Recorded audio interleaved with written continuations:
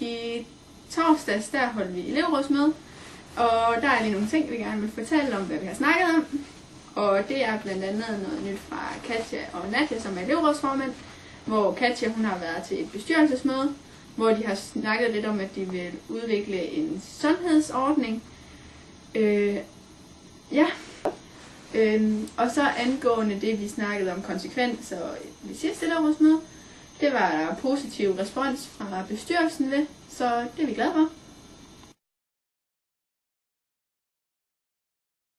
Og angående nyt fra t-shirt-udvalget, så har vi diskuteret lidt med, at det var sat op til 180, hvor der var mange, der havde fået at vide, at det kostede 100 kroner, og det var der nogen, der havde syntes, det var lidt for dårligt.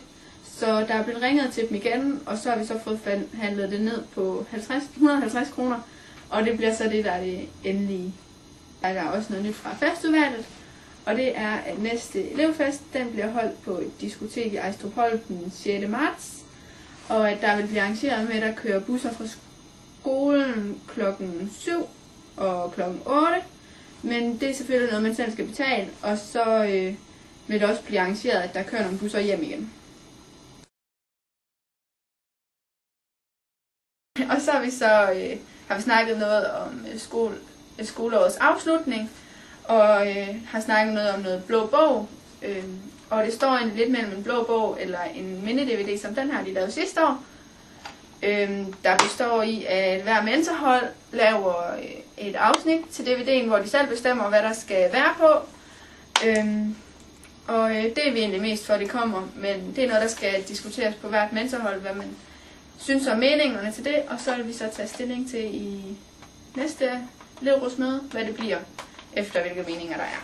Og sidste skoledag har vi også snakket lidt om, med at der skal være nogle kåringer, og det kommer til at foregå med, at på hver mentorhold, der skal man selv komme med nogle idéer til, hvad kåringerne kan være, og til nogle nomineringer med, hvem man synes, det skal være. Og så på elevrådet, der tæller vi så stemmer sammen til sidst, og finder ud af, hvem der bliver det forskellige.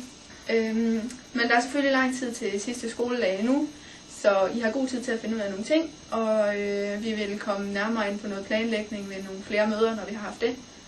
Og så angående festen sidste skoledag, der er der mange, der har været at spørge, om der bliver en fest efter, og om hvad der gør, om den kan blive rykket, på grund af, at der er nogle festivaler i den weekend, folk gerne vil til, der starter fredag aften. Og der er vi så blevet enige om på elevrådet, at der ikke bliver holdt nogen fest sidste skoledag, men at vi rykker den store fest til efter divisionsfesten, så det bliver en slags sidste skoledagsfest efter der, som den sidste dag.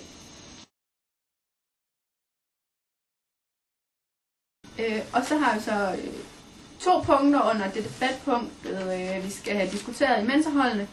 Og det første, det er med sundhedspolitik, med at det var jo til et bestyrelsesmøde, og så har vi snakket lidt om det på elevrådet, hvor vi blandt andet foreslår, at der skal være gratis frugt, hvis der er mulighed for det, og der skal være større udvalg i kantinen med blandt andet boller med fyld, eller hvad man nu kan finde på. Og så er der nogen, der har foreslået en morgentur, der skal løbes eller gås hver morgen på 1 til 1,5 kilometer. Og vi måske skulle have en sundhedskonsulent ud og fortælle lidt om, at det er usundt og sådan noget til et lille foredrag. Og så er det så meningen, I nu skal diskutere lidt om, hvad I synes, der skal indgå i den her sundhedspolitik, hvad der kan være gode idéer, og hvis der er nogle af dem, I synes, vi har, der er nogle dårlige idéer, må I også gerne kommentere det. Så det må jeg bare gerne gøre nu. Men jeg har mere til debatpunkterne, så når jeg har diskuteret det her, så tænd mig igen. Og så håber jeg, at elevrådsrepræsentanterne har fået taget nogle notater nu, så vi kan bruge det til vores næste møde. Og så vil jeg gå videre til det næste debatpunkt, som er konsekvenser og regler. I elevrådet der har vi snakket lidt om, at der skal tjekkes noget mere på fravær, og muligvis sendes brev med, hvis der er meget fravær, fordi vi har den holdning til det, at der er rigtig, rigtig meget fravær herude på skolen. Og det vi gerne vil gøre ved at sænke fraværsprocenten, det er, at vi gerne vil gøre folk klar til at komme ud på deres videregående uddannelse, fordi at derude der holder den bare ikke, for ved 10% fravær, så er det bare ud, og så er det bare ærgerligt. Og vi ved godt, at der er nogen, der har mere fravær end andre, og nogen de har nogle specielle grunde til, at de har noget fravær. Men selvom de har de grunde, vil vi bare gerne prøve på at sørge for dem, at de gerne vil komme her i skolen, og de gerne kommer her for at lære noget helst selvfølgelig, men bare få dem motiveret til at komme i skole igen. Og ved det der vil vi gerne have, at de på mentorholdene snakker lidt om, hvad man kan gøre for det, og at man opbakker hinanden i det her projekt, så vi kan få rettet lidt op på det, så der ikke er alt det plet, der fravær rundt omkring. Men i elevrådet, der har vi snakket om 2 konkrete ting til det. Og det første, det er, at der skal i hver time tjekkes fravær, både i slutningen af timen og i starten af timen.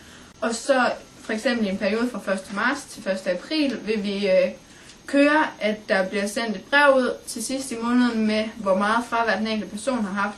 Også selvom de ikke har haft noget fravær, kommer der et brev med hjem, med, så står der bare, at de ikke har haft noget fravær.